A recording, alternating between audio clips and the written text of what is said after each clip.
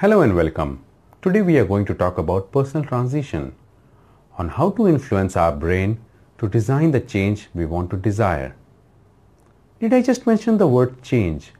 A word so conspiring against us with its ambitious quotes like change is inevitable, change is coming, change is the only constant. Change is in and around us. It can happen to anyone, anytime. Just the news of change approaching us makes us very uncomfortable and we are overwhelmed with emotional overflow. In fact, John Fisher plotted a change transition curve which depicted various emotions which may undergo during the change journey.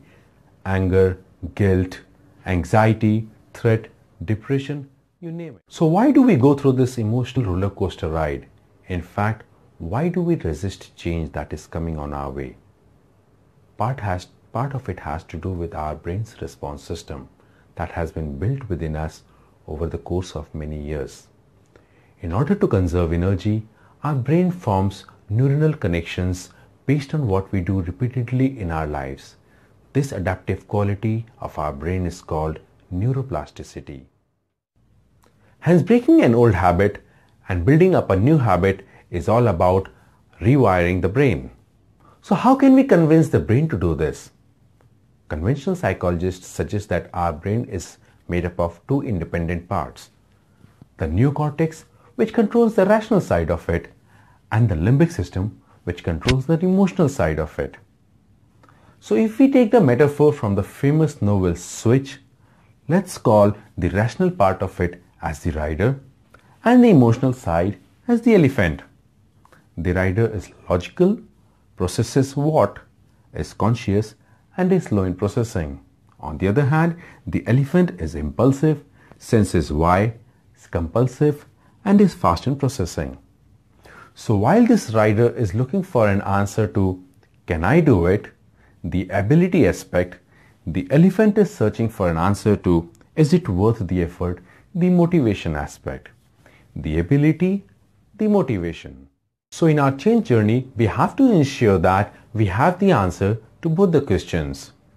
So while the rider needs to have the ability aspect sorted out so that it knows where to direct the change, the elephant needs to have the motivation sorted out so that it uses its energy toward the direction of the change. If either of the answers are not sorted out, the change will not move. Imagine a situation where the elephant is motivated enough to go ahead with the change, but the rider is clueless, doesn't have the required skills to drive the change forward. On the contrary, if the rider has all the skills to drive the change, but the elephant is not motivated to participate in the change will still not proceed ahead. So we have to ensure that we have both the ability and the motivation aspect very well laid out when we are participating onto the change journey. But we humans are not existing in isolation. We are social animals surrounded by structural support. So while we are looking at the motivation and ability aspect, we have to get these questions sorted out from the personal, social and structural perspective as well.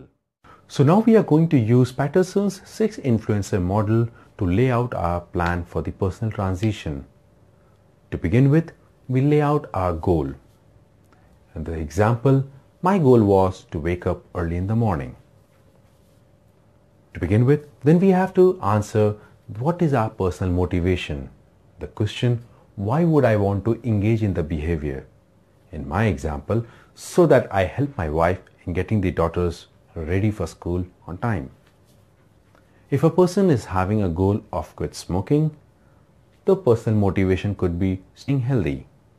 Next comes the personal ability, which asks the questions, what skills do I need to have to do the right thing?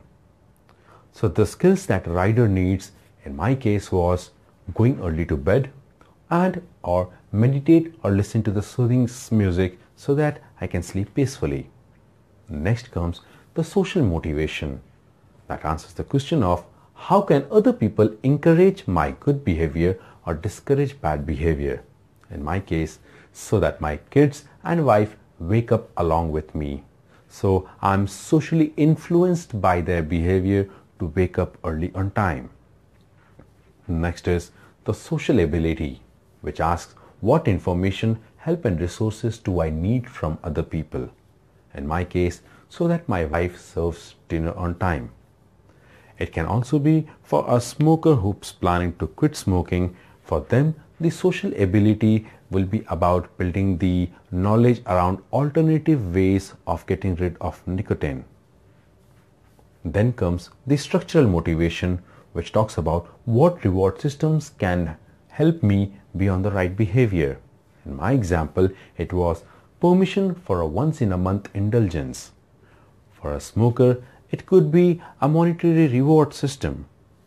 And finally, we talk about the structural ability, where what systems and environment are required to keep me on track and in progress. In my case, the structural ability was a noise-free ambience and cell phone far from the bed. Now, taking another example of a smoker, the structural ability will be the smoking zone being very far away from the office, or not keeping the cigarette pack along with them. So now if you see, I have laid out my goal and different motivation and ability aspect of it. One point to notice, if any of these are not met, I'll again have a relapse. I'll not be motivated to achieve my goal. As an example, if my kids and my wife don't wake up along with me, I'll feel lazy to sleep. If my wife doesn't serve me the dinner, I might not be able to sleep on time and I might not wake up in the morning. If I don't have the noise-free ambience, I might be disturbed at night. I might not have peaceful sleep. I might again wake up. So all in all, if you see any of these aspects, if are not getting met, I'll never achieve my goal. So it's not just the personal motivation and the ability, the other factors are also playing in. So when we are laying out our personal goal and these aspects, there'll be various action items coming out of it. As an example, in this case, I have to convince my wife that she serves me dinner on time. So next time whenever you are planning for a goal, don't just lay out a goal, lay out a complete plan around it. And if you are not meeting your goal, there has to be some action items which are missing onto it. There might be some social motivation missing out of it. There might be some structural ability missing onto it. Give a due diligence. Pay attention to all the action items. What are hindering you to achieve the goal? And if you are persistent, you should certainly be able to achieve your goal. Now let's recap of what we discussed. We started with the personal transition, and then we talked about various emotions and the emotional roller coaster ride we undergo whenever we talk about the change and its change journey.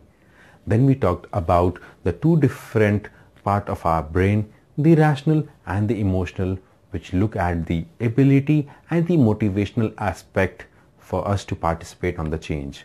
Then we used Pattersons' 6 influencers model to lay out the personal and the structural and the social motivation and ability.